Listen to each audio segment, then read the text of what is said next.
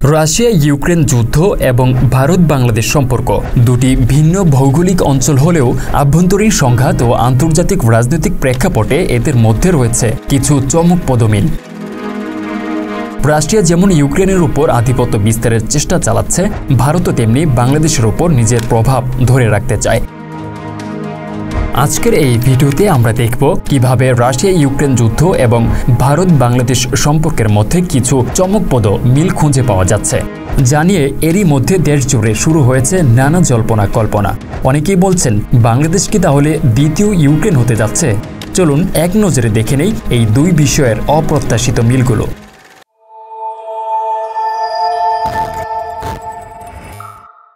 Number 1, ভৌগোলিক অবস্থান।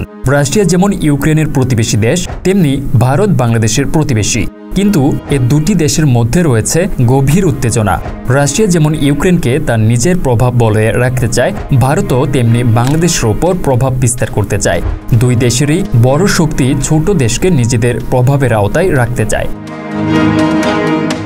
Number 2, Russia একদিকে বিশ্ব পরাশক্তি, অন্যদিকে ভারত দক্ষিণ এশিয়ার অন্যতম প্রধান আঞ্চলিক পরাশক্তি।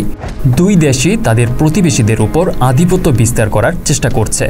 রাশিয়া যেমন ইউক্রেনকে ক্লায়েন্ট স্টেট হিসেবে ধরে রাখতে চায়, ভারতও তেমনি বাংলাদেশের ওপর প্রভাব বজায় রাখতে চায়।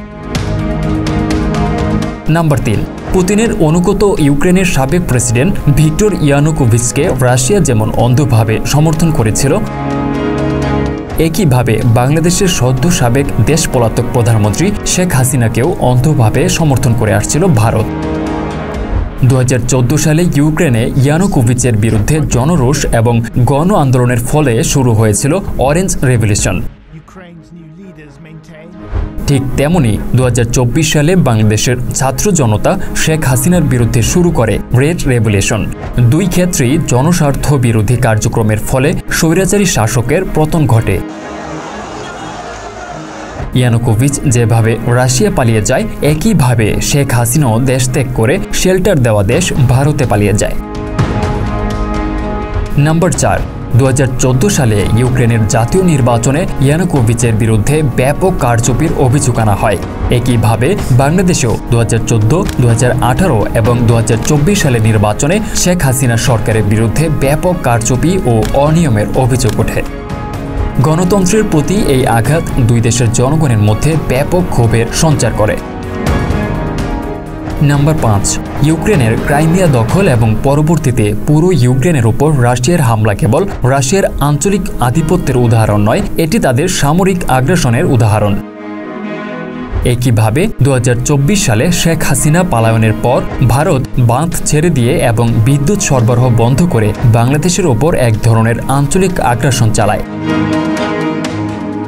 নাম্বার 6, রাশিয়া যেমন ইউক্রেনে আগ্রাসনের পর তাদের সম্পর্কে নিজেদের মিডিয়ায় মিথ্যা অপপ্রচার শুরু করে, তেমনি ভারতও বাংলাদেশ সম্পর্কে নানা ধরনের মিথ্যা অপপ্রচার শুরু করে।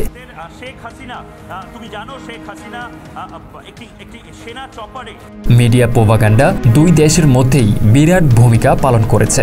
রাশিয়া ইউক্রেনকে দুর্বল এবং দেশ রক্ষায় অপারগ দেখানোর চেষ্টা করছে, তেমনি ভারতও বাংলাদেশকে নিয়ে একই ধরনের অপপ্রচার চালাচ্ছে।